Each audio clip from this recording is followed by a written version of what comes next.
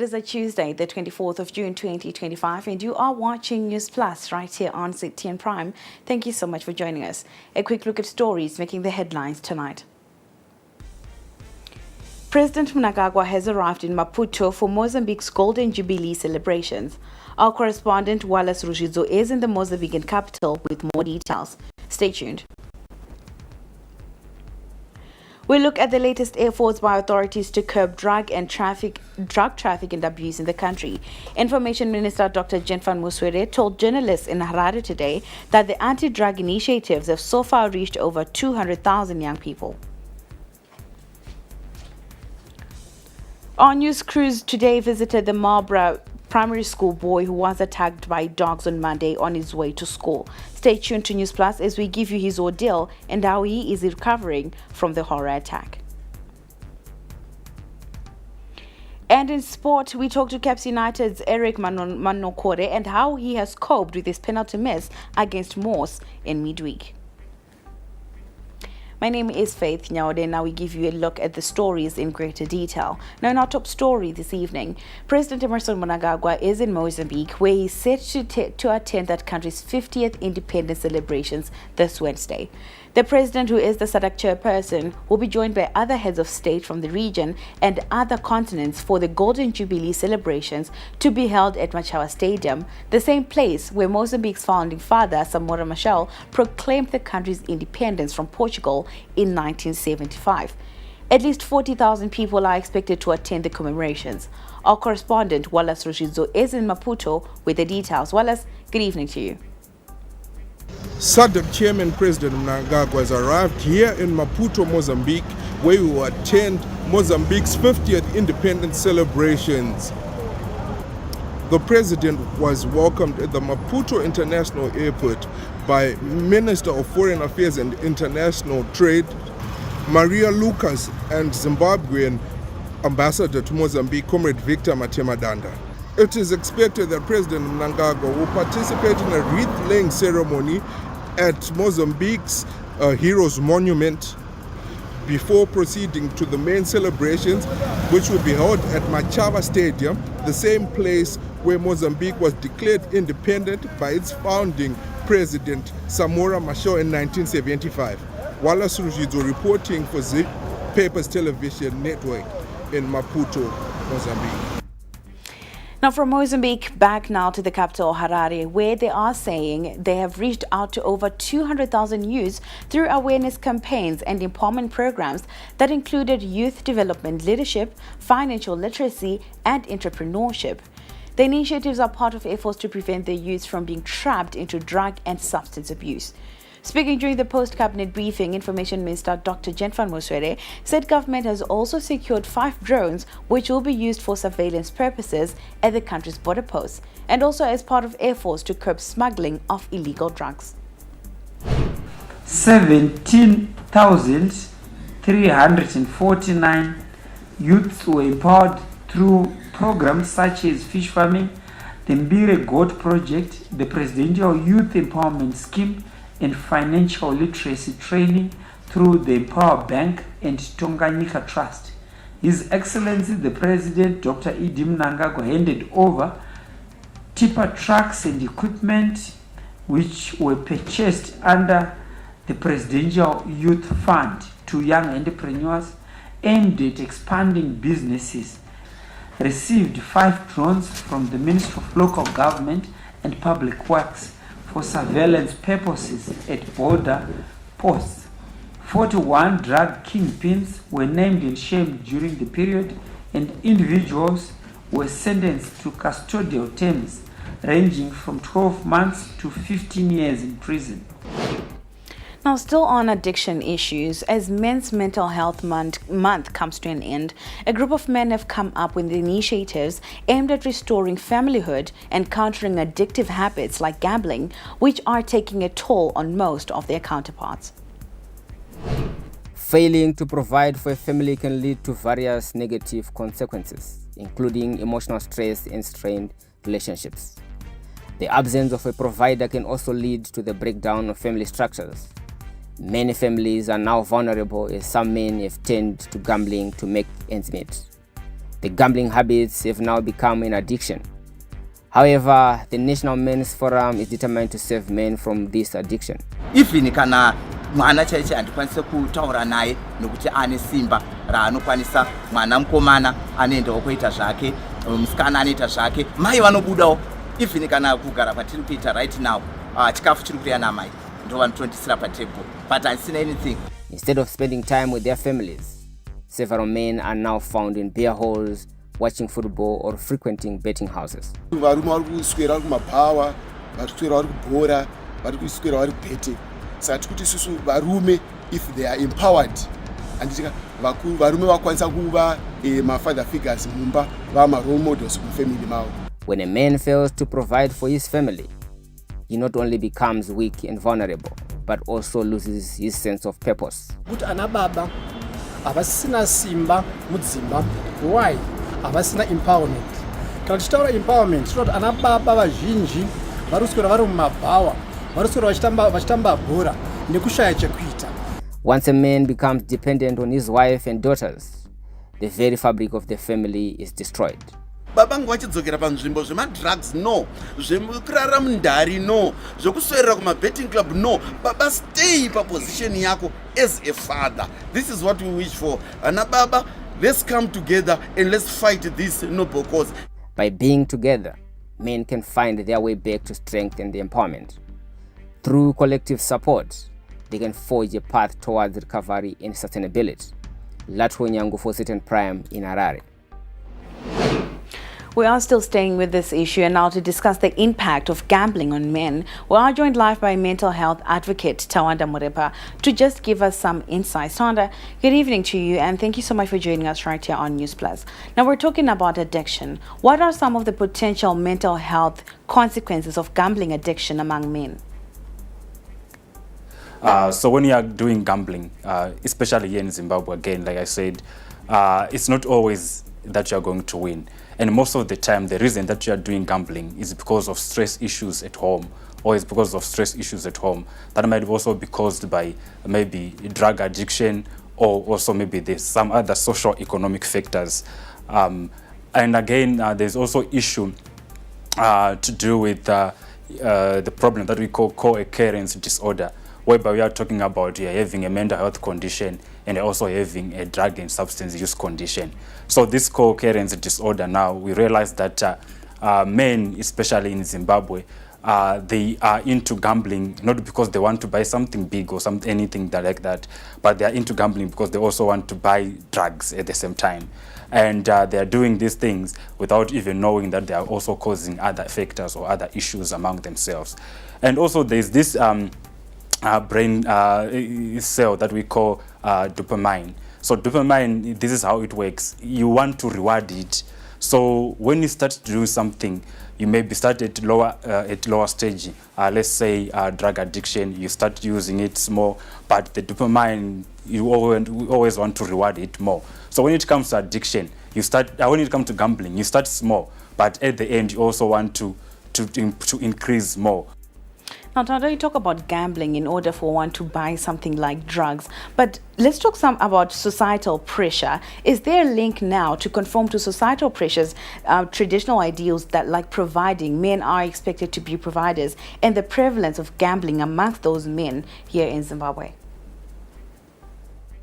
Yes, masculinity is at play when we are talking of gambling, and we also realize that men, they're actually the predominant when it comes to gambling in Zimbabwe and also in other countries. Why? Because men are the providers. And when you talk about masculinity at the same time, we realize that if you are a man, you have to provide something. And if you are a man, you have to show something.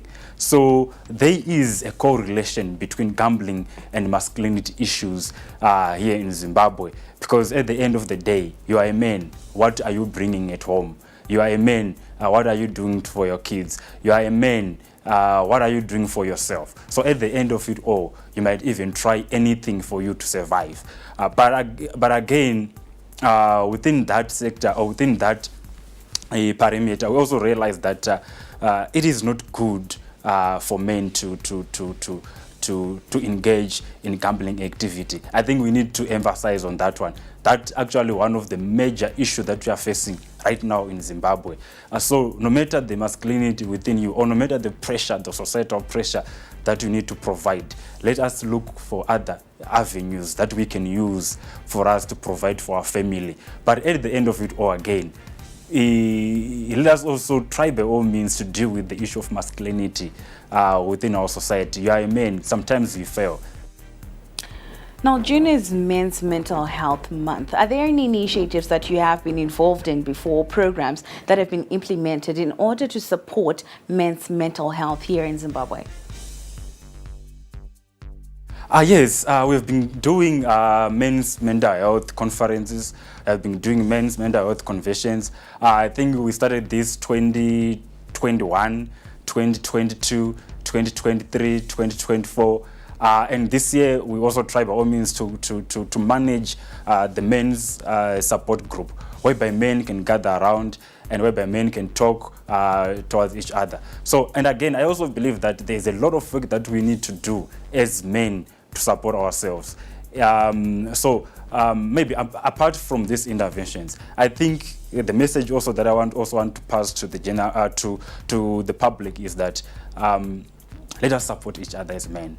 Let us not wait for people who are into advocacy or who are into men's mental health movement to do something. But you as a man, let us support others as men. Tonda, thank you so much for joining us and for just giving us those insights. We were talking about all things about mental health, men's mental health in particular, as well as addiction that has affected most of them. Now, an 8-year-old boy from Marlborough Primary School is recovering after being mauled by dogs on his way to school. This attack comes barely a month after a man was also killed by a pit bull in nearby Bluffhill. Our correspondent, Talent Gore, visited the people at Salim Gabe Hospital, where he is receiving treatment. We are at Salim Gabe Hospital, where my Denzel and her 8-year-old son Denzel is currently receiving treatment after having been attacked by 2 vicious dogs in Marlborough. My Denzel is traumatized and she hopes that justice prevails. In a split second, a child's life was forever changed. A routine walk to school became a nightmare, a moment of terror that will leave scars for a lifetime. 8-year-old Denzel of Marlborough Primary School was viciously attacked by 2 dogs just a few meters from his home. Indications are that the dogs strayed from their safekeeping in another case of negligence. Ndakafonerawo nango amai atakona mwana wangu kuchikoro vachiti manyemone mwana ari mwande nembwa saka vanhu vonkombi ndakamubatsira nengomukomana agara patakishop. Saka ndachikumbira kuti vanembwa dzavo ndikumboti muvhariro imbwa dzenyu. Ngotochengeta imbwa ndikumbira kuti wasungwe nembwa dzavo kana kuti imbwa dzinenge dzataruma munhu tongourayiwa. Denzel suffered deep bites on his neck, stomach and back and is receiving treatment at Salim Gabe Hospital. He is still traumatized by the ordeal. Pandaenda kuchikoro ndakaona imbwa dzichimhanya ndobva ndatanga kumhanya ndobva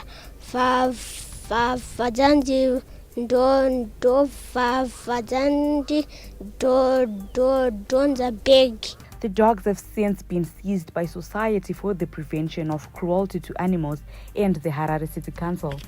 Now the council wants tighter enforcement of dog laws, with Ward 41 Councillor Kudze Kadzombe leading the call. At the end of the day, a person is a person, and this is where, local authorities or government then come in to enforce and make sure that there are laws and bylaws that, can then make sure that people are living and operating within the confines of the law. The city fathers are working on a pilot project that will target stray dogs. The project comes barely a month after another Ward 41 resident, Samuel Machara, was fatally attacked by a pit bull in another suspected case of negligence. The owner of the killer pit bull, Mike Mapinga, is in custody after he was denied bail by a Harare magistrate. What we have then done in this particular case is we have engaged the SPCA, and next week we're going to do a pilot project of an operation where we're going to be rounding up all stray dogs that we're going to see in the streets of Ward 41, just to ensure that residents know that if they don't if they're not responsible pet owners, council is going to come through and pick up those dogs. From the city council to concerned residents, many are demanding immediate action before another life is lost to a dog attack. I think the breed that is special like this, they should have a license to own those dogs. And kana imbwa yake ya buda mugedi ya ruma mono, they should also pay bills. Residents are calling for the dog owner to be held accountable. However, efforts to get a comment from the police on the state of the case were fruitless, while the cell phone of the alleged owner was not reachable for the better part of the day.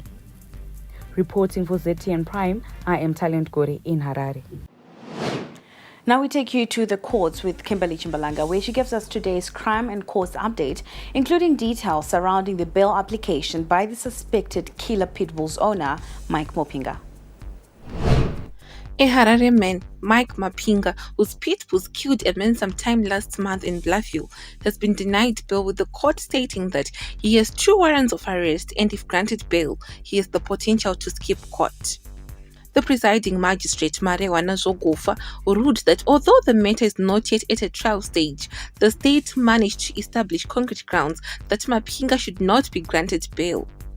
The court further ruled that it agrees with the state's submissions that the perimeter wall was too small to keep pit bulls and shows some negligence on his part, and he failed to answer to that. Mapinga allegedly left his dogs unattended, allowing them to scale over the perimeter wall, and allegedly attacked Samuel Machara, who later succumbed to his injuries. Mapinga will be back in court on June 27. Still in Harare, a wife to a cryptocurrency dealer, Melissa Chiangwa, has been charged with theft after she connived with her husband to steal $583,660 from one Solomon Guramatunu. The complainant is said to have bought cryptocurrency from a company in the United Kingdom and engaged the accused's husband, Lloyd Chiangwa, to set up wallets.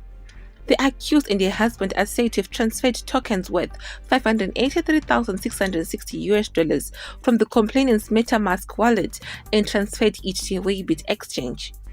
The accused is said to still be making transfers, prompting the complainant to make a police report, leading to her arrest.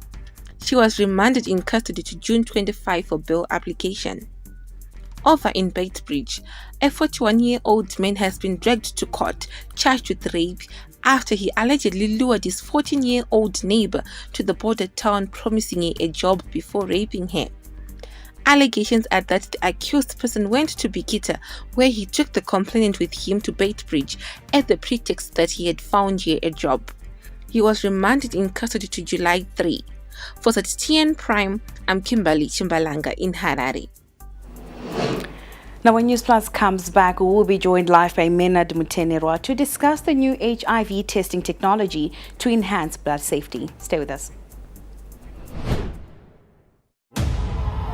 Asilwela ukunqoba kuphela, kepha silwela ukwakha isizwe esinohlonze.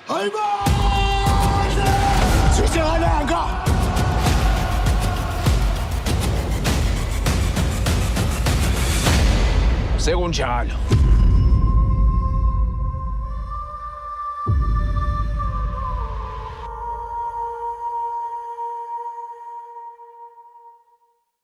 Are you a player in Zimbabwe's media and broadcasting sector? Whether you are on radio, TV, print, online, in academia or the private sector, your voice matters.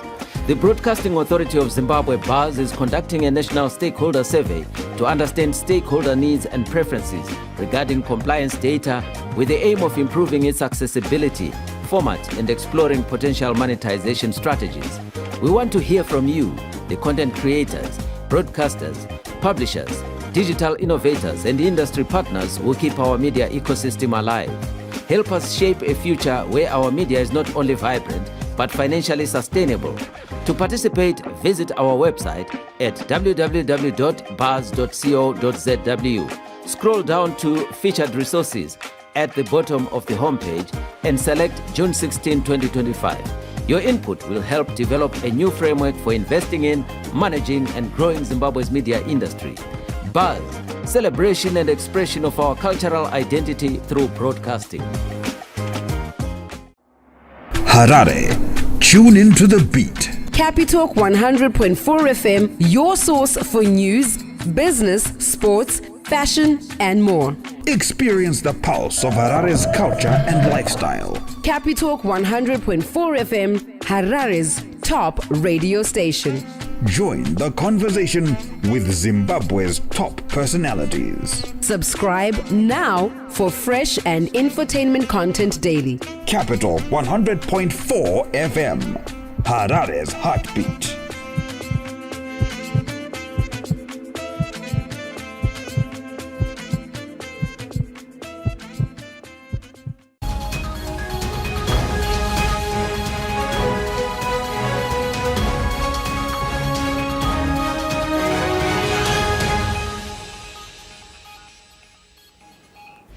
Welcome back. You are still watching Newsplus. And now we move on to some health matters. Zimbabwe is set to introduce the latest technology that will see recent HIV infections being detected in blood products within 72 hours. With support from the National AIDS Council following the procurement of equipment and testing kits worth over $1.6 million, the National Blood Services will be doing what is known as nucleic acid testing in its blood products. Blood transfusion is a life-saving medical procedure crucial for managing various conditions where patients experience significant blood loss, hence ensuring safety of blood products from infections is critical. Mirai Singo unpacks the development for us. Donor blood undergoes rigorous testing for a range of infections before it is administered to recipients. Ensuring blood safety is critical, and the coming of the nucleic acid test is a key development for public health. National AIDS Council has funded the implementation of nucleic acid testing in Zimbabwe, which is the testing of viral RNA in blood to ensure that we reduce the window period between time of infection and time of detection of the infection in blood. That means we have an enhanced blood safety program, and also it means that we can increase the number or catchment area of our donation pool. This cutting-edge technology will go a long way in enhancing blood safety while quickly detecting viral infections such as HIV and hepatitis. We are hoping that this new technology will enable the National Blood Services to provide safe blood, much safer blood than what they were providing, but also being able to do that without passing the test, because this is much better test to the patient. Zimbabwe boasts an outstanding safety record with 0 reported cases of transmission of infections through blood transfusions, a testament to the country's commitment to blood safety. With nucleic acid test, latest viral infections can easily be picked without having to wait for a window period. Already Zimbabwe has a safety record of 0 transmission of infection in blood, but with the coming on board of nucleic acid testing, that has been further enhanced, because it means that we are using the best technology that is there on the planet. The integration of this latest technology guarantees enhanced safety for blood transfusion recipients, at the same time marking a significant achievement in public health. For ZTN Prime, I am Mirai Nsingo. Now to unpack more on this latest technology, we are joined by blood transfusion expert, Menad Mtenerwa, the blood supply executive from National Blood Services Zimbabwe. Very good evening to you, Menad. Thank you so much for joining us right here on Newsplus. Now, to start it off, what is nucleic acid testing and what are its benefits? Nucleic acid testing is a highly sensitive technology that has been introduced by the National Blood Service Zimbabwe to screen all the blood that is donated in Zimbabwe, and it screens for transfusion transmissible infections. And the transfusion fusion transmissible infections that we test for in Zimbabwe are hepatitis, the two hepatitis B virus, hepatitis C virus, HIV virus, as well as syphilis. And nucleic acid testing, we are introducing it to ensure that it reduces the window period risk. The window period risk is the time between an individual getting an infection to the time when that infection is able to be detected by the technology that will be in use. Now, Minette, before the introduction of this cutting-edge technology, what was the process like? Currently, we are using what is referred to as traditional methods of detecting transfusion transmissible infections. And these traditional methods are referred to as serology tests. And these serology tests, they test the body defense mechanism against an infectious agent. And they also test the markers that are found on the infectious agent. The body's defense mechanism against infectious agents is what is referred to as antibodies. And the markers are what is referred to as antigens. These tests, they are effective. But the only difference between the current tests or technology that we are using and the NAT that has been introduced is on the window period. NAT reduces the window period as compared to the serology tests. Amina, thank you so much for your time and for just explaining to us this latest technology in blood testing. Now let's talk about gender. SADC senior officials for Gender and Women Affairs have been urged to engage in candid dialogue to identify challenges and innovative solutions for gender equality and women empowerment.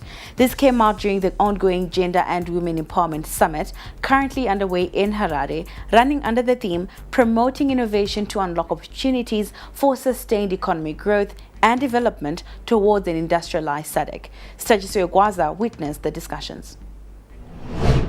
In 2008, SADC implemented the Protocol on Gender and Women Empowerment, which was later amended by the member states. Amongst other things, the protocol promotes and protects the rights of the girl child so as to ensure the full achievement of a social, cultural, and economic development. The document also identifies gender-related problems in the region and indicates the strategic actions necessary to address them. Now, this meeting will take stock of the progress made so far. While we take pride in these successes, we must also confront the persistent challenges that continue to hinder our collective efforts. Despite the advancement, systematic gender barriers and gaps still exist. Of note is the uneven progress in gender equality empowerment by the bloc. This, they say, has proven to be a significant challenge. Member states believe that innovation will be a crucial tool in advancing gender equality. Operating under the broader SADC theme, promoting innovation to unlock opportunities for sustained economic growth and development towards industrialized SADC.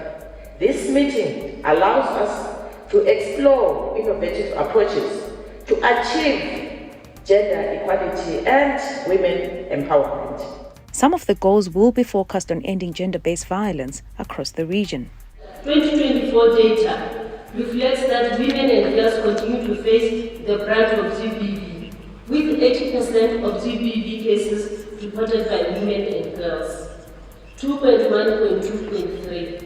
Ministers are further invited to note that, according to Figure 6, physical violence is the most common form of gender-based violence reported.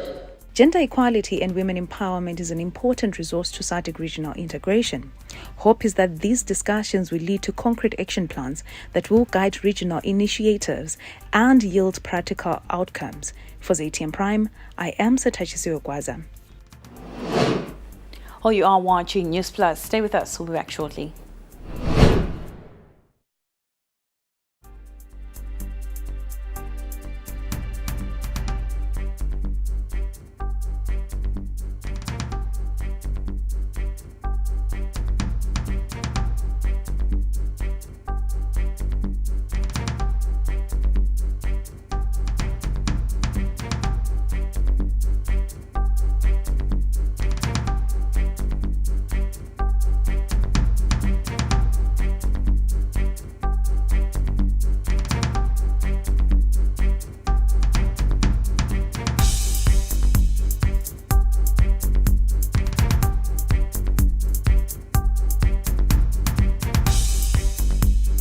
Big in the EcoCash Chakachaya Ziawaku EcoCash promotion with over 200,000 winners. Earn at least 20 points when you cash in, send money, buy airtime or data, make payments, receive money from the diaspora, or receive your salary via EcoCash. And you could be in the running to win an all-expenses-paid trip to watch an AFCON match in Morocco, a holiday for two in Dubai, solar kits, cows, fridges, gas stoves, motorbikes, cash, airtime, and so much more. It's simple. Simply transact, earn points, and win in the Chakachaya Ziawaku EcoCash promotion. Dial *151# or use the EcoCash app now. EcoCash. Live life the EcoCash way.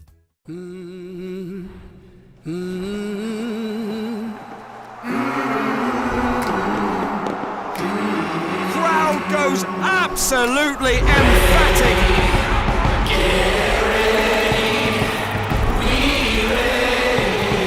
He has done it.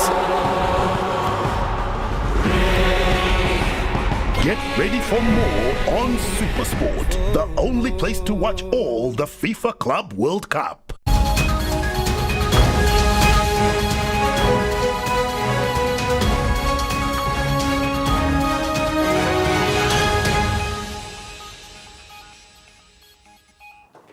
Welcome back. You are still watching Newsplus. Thank you so much for staying with us.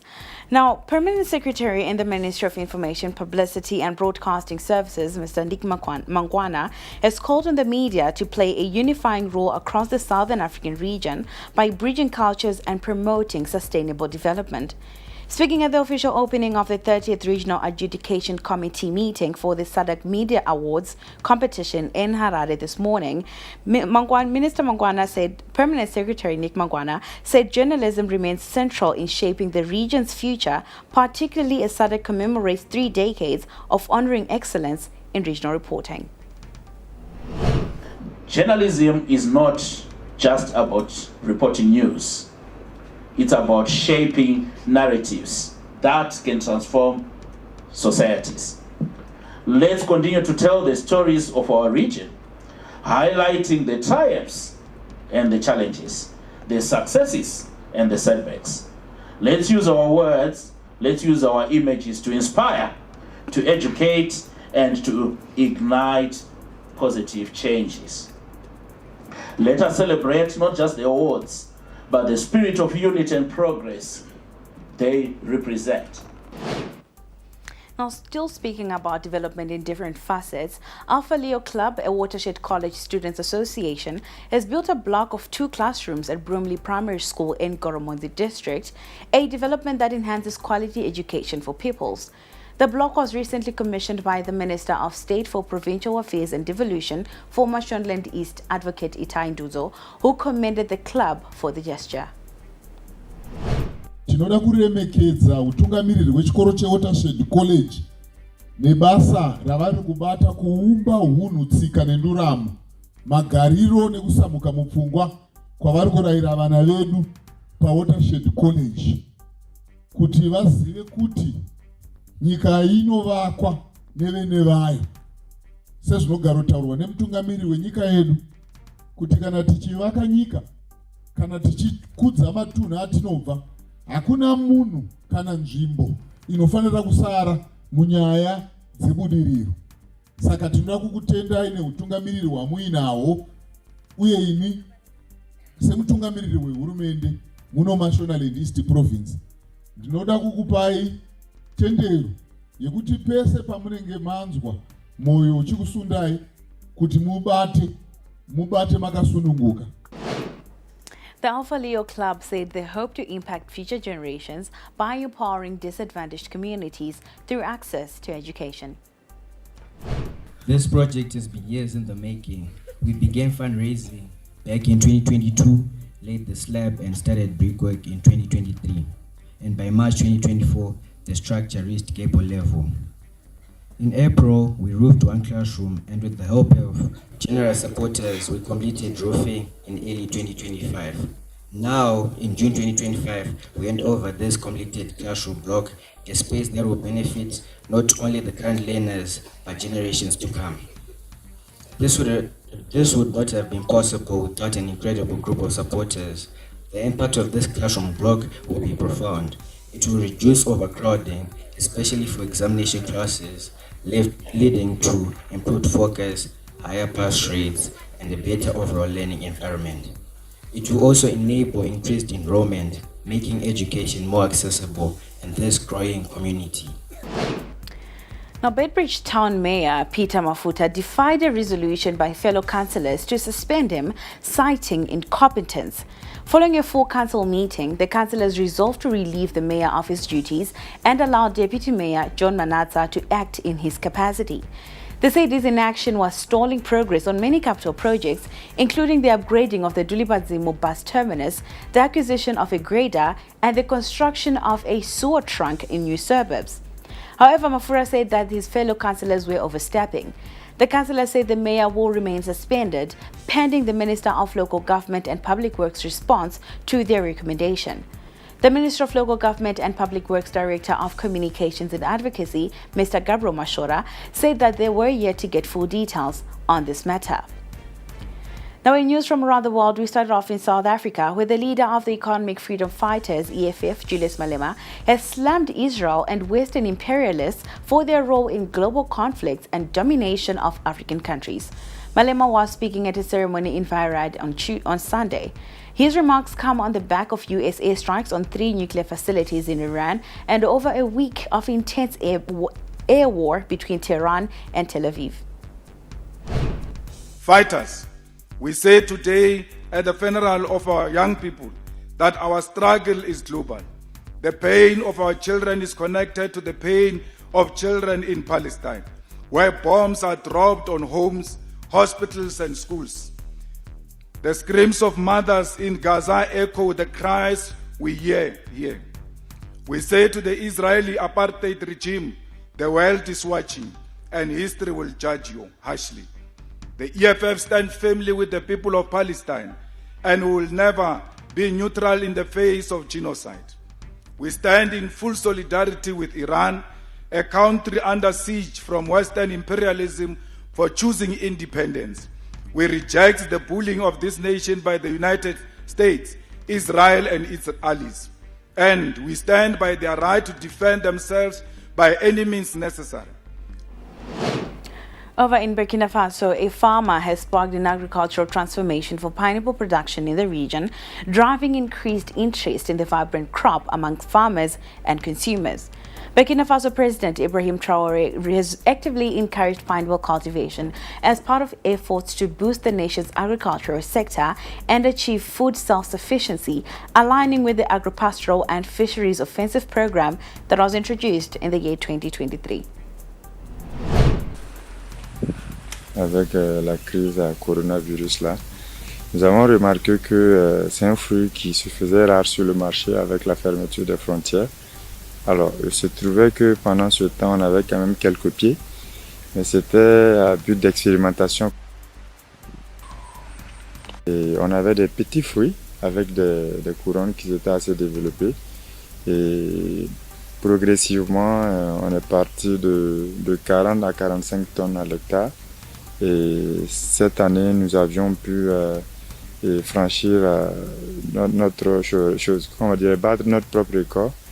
Et nous avions pu obtenir 108 tonnes à l'hectare, ce qui est assez inédit. Et nous avions même pu encadrer d'autres producteurs qui étaient à leur première expérience, qui ont pu faire 86 tonnes, je pense, à l'hectare. In Tehran, traffic was seen moving freely this afternoon as U.S. President Donald Trump announced a complete and total ceasefire between Israel and Iran. Israel welcomed the move and confirmed it had agreed to the ceasefire, although Iran had not officially commented. Iran launched missiles late on Monday towards the U.S. El Udeid air base in Qatar in response to Trump's airstrikes of Iranian nuclear facilities on Sunday. Qatar's Ministry of Foreign Affairs stated that the base had been evacuated earlier as a precautionary measure to ensure the safety of Qatari and allied forces. The ministry also called for de-escalation and return to the negotiating table. Meanwhile, EU foreign ministers held a meeting in Brussels regarding Israel's military actions in Gaza and the potential review of the EU-Israel Association Agreement, which mandates respect for human rights. There are divisions among member states. Spain and France called for an immediate suspension of the agreement and an arms embargo due to Israel's violations, while Germany and Italy opposed these measures, citing Israel as a strategic partner. EU Foreign Policy Chief Kaja Kallas emphasized the goal of improving humanitarian conditions, stating that if no progress is made by July, the EU may consider stronger actions. This situation reflects the challenges of balancing humanitarian concerns with strategic interests that are within the EU. Now in China, China's Deputy Permanent Representative to the United Nations, Geng Shuang, says the international community should maintain engagement with Afghan interim government and step up humanitarian assistance to support the country's recovery. He was speaking at a UN Security Council open briefing on the situation in Afghanistan on Monday. He said the country's overall situation remains stable, with progress seen in several areas. 要保持同阿富汗临时政府的对话接触势头，不断增进相互理解与信任。要加大对阿富汗的人道援助，将对阿富汗人民的关心落到实处。要为阿富汗经济重建提供助力，帮助阿富汗早日走上自主发展道路。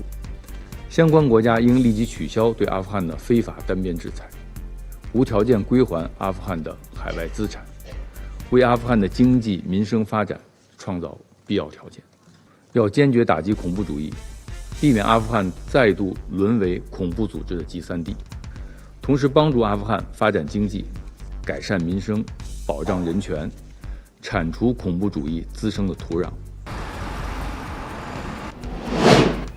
Now, the midterm budget review is upcoming, and shareholders give us what they are expecting from this. Details when we give you business news.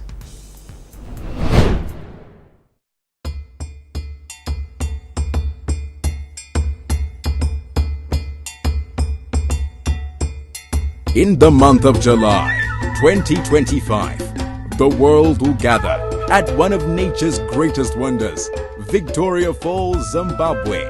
From the 23rd to the 31st of July 2025, Zimbabwe will proudly host the 15th meeting of the Conference of the Contracting Parties to the Convention on Wetlands, COP15. This is more than a conference, it's a call to action, running under the theme, Protecting Wetlands for Our Common Future.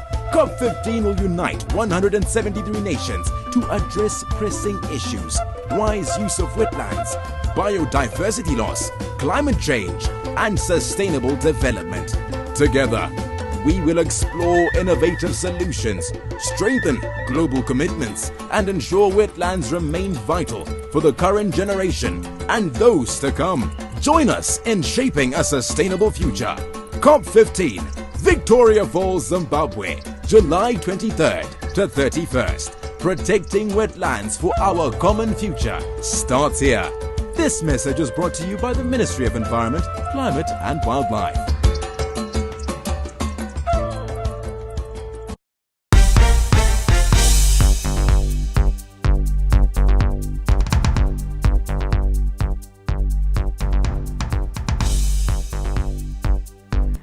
Welcome back. You are still watching Newsplus. Now, in a look at business news tonight, government is pledged to restore confidence within the contracting cotton system by eliminating side marketing, which almost collapsed the cotton sector in previous years. Speaking during today's post-cabinet media briefing, Agriculture Minister Anxious Masuka said side marketing has become a cancer in the cotton sector. At whatever level, we must ensure that this is eliminated. It's not just by growers. And I think the tendency has been thinking that a grower with 1 or 2 bales might be responsible for side marketing. We actually have seen intra-company side marketing. And it's something that we also would like to eliminate. But wherever you hear of an attempt to side market, please let us know so that we can investigate and ensure that the strategy that we are setting out for the growth of the cotton industry is fully implemented for the attainment of our vision. Still now look at business. Trade relations between Zimbabwe and Turkey are deepening, with bilateral trade standing at over $40 million. As Turkish products like textiles and machinery become increasingly popular locally, fresh opportunities are emerging across key economic sectors. Ibn Mabunda spoke to the Turkish ambassador to Zimbabwe. Now, diplomatic relations between Zimbabwe and Turkey can be traced back to the early 90s, which took a notch higher in 2011 with the establishment of an embassy by the Republic of Turkey in Harare. In 2019, Zimbabwe also set up its own embassy in Ankara, further fortifying relations between Harare and Ankara. Meanwhile, bilateral trade has grown 5-fold from about $10 million in 2010 to nearly $50 million in 2025. Now, we had a sit down with the Turkish ambassador to Zimbabwe, Her Excellency Berna Kasnakli.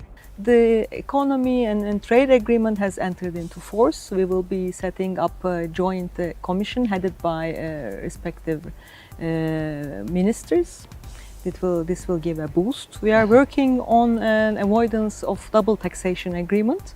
We have worked quite speedily in that sense. It is almost ready for signature. Third, we are working on a bilateral investment promotion protection agreement. Zimbabwean retailers are increasingly turning to Turkey's textile industry for fashion-forward imports, while Turkish machinery continues to support local manufacturing and construction efforts. As the world pivots toward clean energy, Zimbabwe's rich lithium reserves have drawn attention. Turkey, with its industrial edge, is looking to partner in value-added production, particularly in electric vehicle battery components. Turkey is now a producer of its own electric car. We call it TOGG, T-O-G-G. Our electric car market is expanding like 18% annually. And these cars, as you know, needs a raw material which Zimbabwe is rich with, which is called lithium. Right. Tourism is another area ripe for growth. With Zimbabwe's majestic landscapes and Turkey's historic charm, both nations are working to attract tourists and deepen cultural exchange. Tourists coming respectively to our countries are on the rise. We are having more organized tours from Turkey, but it's again a matter of promoting and marketing more. And I am very happy to report that more and more schools, sports teams, churches, because Turkey is also a faith tourism destination. With growing interest in steel infrastructure and consumer markets, the Zimbabwe-Turkey relationship is evolving into a multifaceted partnership, one rooted in trade, diplomacy, and shared growth ambitions. Ibn Mabunda for ZTN Prime from the Turkish Embassy in Harare. Now, global hospitality leader Accor has made its entry into the Zimbabwean market with the signing of Novotel Victoria Falls, a landmark hotel to be developed within the iconic Victoria Falls, a UNESCO World Heritage Site and one of the 7 natural wonders of the world. The agreement was signed during the Future Hospitality Summit, FHS Africa, held from the 17th to the 19th of June in Cape Town, South Africa. Slated to open in 2028, the 111-room hotel will be developed under a management agreement with Eagle Real Estate Investment Trust, Eagle REIT, Zimbabwe's first dollar-denominated development REIT. Focused on premium assets in tourism, hospitality, health, retail and residential sectors, Eagle REIT aims to drive high-impact real estate development across key areas of the country's economy. And now we give you some sporting action.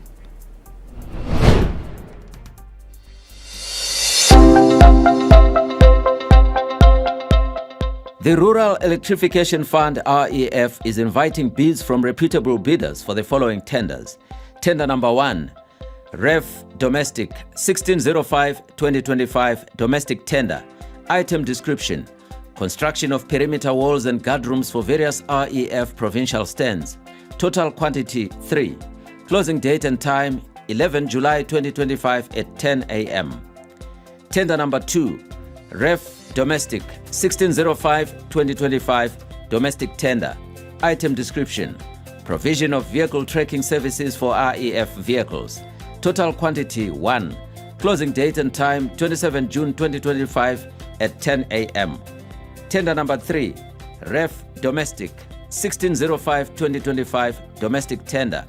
Item description: supply and delivery of biogas scrubbers and cleaning equipment. Total quantity 1. Closing date and time 27 June 2025 at 10 a.m. Tender number 4, REF Domestic 1605-2025 Domestic Tender. Item description: supply and delivery of a 32-seater Toyota minibus. Total quantity 1. Closing date and time 27 June 2025 at 10 a.m. Bidding documents are available on the electronic government procurement system, egp.pras.org.zw. Bid submission shall also be done on the EGP system not later than the dates and times stated above. The site visit for construction works for perimeter walls and guardrooms tender shall be as follows: Matabeleland North Province, Lupane, 19 June 2025 at 11 a.m. Mashonaland Central Province, 24 June 2025 at 11 a.m. Mashonaland West Province, 25 June 2025 at 11 a.m. Rural Electrification Fund, Magetsi Kumusha, Amagetsi Ekaya.